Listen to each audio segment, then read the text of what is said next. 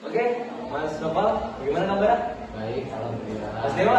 Baik, alhamdulillah. Oke, jadi saya merasa resah gitu, karena di berita-berita di media-media TV gitu, saya itu sering mendapat berita bahwa polisi menangkap seorang pelajar gitu.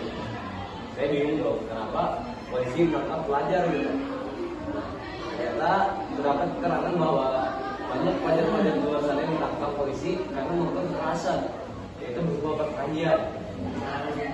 Saya bingung dong, mengapa seorang pelajar melakukan perkelahian gitu, sampai ditangkap polisi.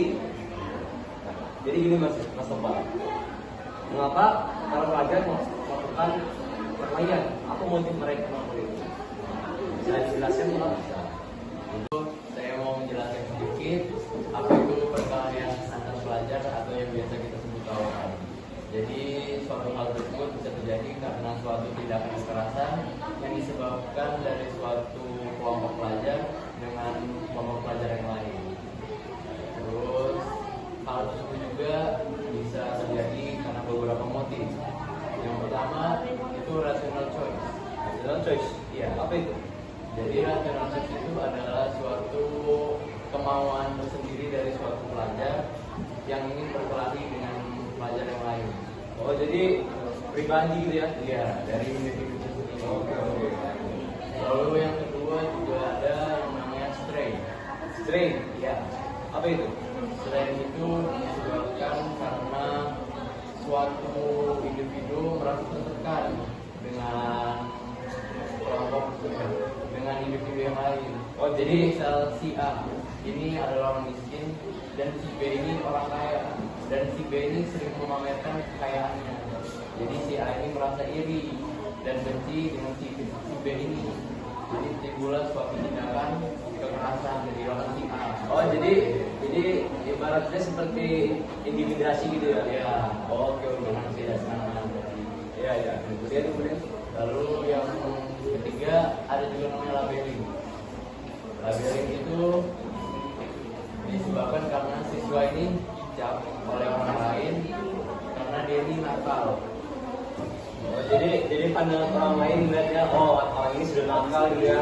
Jadi karena orang ini sering dicap nakal, dia jadi memasukkan di dalam dadanya bahwa dia ini nakal.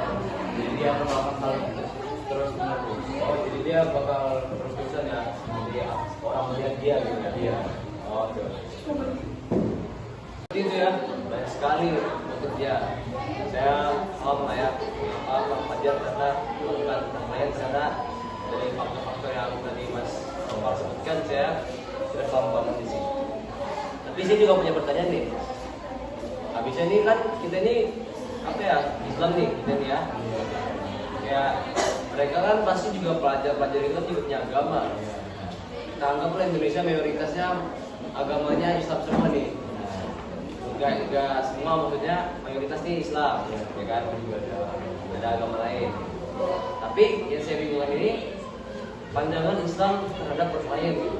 Jadi Mas Dewa, bagaimana pandangan Islam terhadap perkelahian ini? Mas Dewa mungkin bisa jelaskan.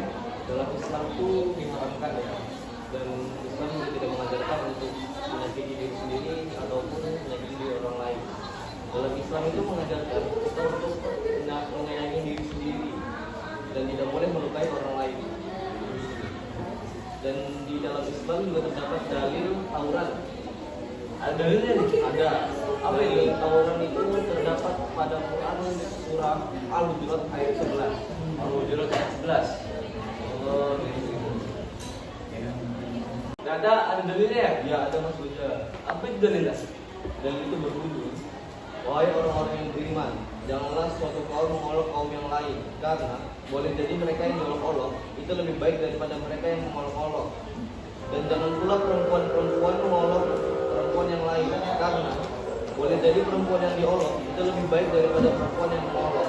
Janganlah kamu saling mencela dan saling memanggil dengan julukan yang buruk. Seburuk-buruk panggilan adalah panggilan fisik setelah beriman. Siapa yang tidak bertaubat, mereka itulah yang orang-orang zalim. Oh, seperti itu ya. Oh, boleh tahu dari surah apa itu? Surah Al-Hujurat ayat 11. Surah Al-Hujurat ayat 11 ya. Oke. Ternyata ada dalilnya ya. paham, saya paham. Jadi dalam ajaran Islam itu Islam mengajarkan tentang kedamaian ya, bukan kan seperti itu. Saya paham, saya paham. Oke, jadi ikhtiar yang dapat dilakukan untuk mencegah penyimpangan itu seperti apa ini Mas Topal? Seperti apa ini? Oke Mas Bozo. Jadi ada beberapa ikhtiar yang bisa kita lakukan untuk yang bisa kita usahakan untuk mencegah terjadi penyimpangan ini. Yang pertama itu kepercayaan. Kita harus bisa mempercayai suatu individu yang terlibat dalam penyimpangan dengan cara kita harus mempercayai dia terhadap orang yang lebih dewasa gitu, seperti wali kelas sendiri dan guru BK dan lain sebagainya. Baik. Lalu yang kedua ada kemurnian hati. Jadi ketika siswa ini sudah bisa mempercayai kita sebagai yang akan membantu mereka terlepas dari penyimpangan ini, kita harus bisa memahami apa yang sebenarnya mereka sebenarnya. Ketiga, yaitu kemampuan memahami dan menghayati isi pikiran seorang pelajar.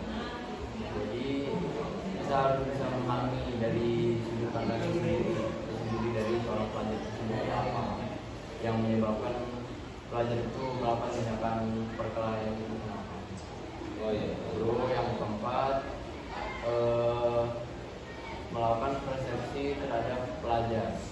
Jadi tadi sebelumnya yang saya bilang, pasti pelajar itu melihat dari sudut pandangnya dia sendiri kan. Jadi kita harus bisa melakukan empati terhadap apa yang dia utarakan dari pikiran sendiri. Oke. Jadi dari perbincangan kita ini saya paham lah mengapa perkelahian itu menjadi salah satu momok yang jadi perbincangan hangat gitu.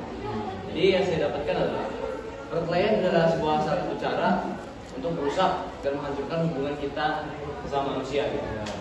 Itu merupakan tindakan yang tentu tidak baik.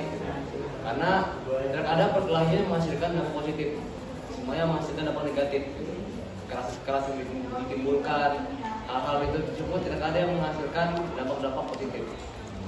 Begitu juga dari Islam, perkelahian ini merupakan tindakan yang tentu diharamkan, tentu tidak dibenarkan untuk dilakukan, yaitu perkelahian seperti ini ya. Karena Islam sendiri mengajarkan perdamaian, bukanlah kehancurannya. Jadi seperti itu ya teman-teman. Baik, mungkin seperti inilah perbincangan saya bersama teman-teman saya. Semoga kita mendapatkan sisi baiknya ya dari hasil perbincangan saya dan teman-teman saya. Selamat siang, saya Segosan Asyafadi dari podcast Papa C, Pagi-Pagi Ceria. Wassalamualaikum warahmatullahi wabarakatuh.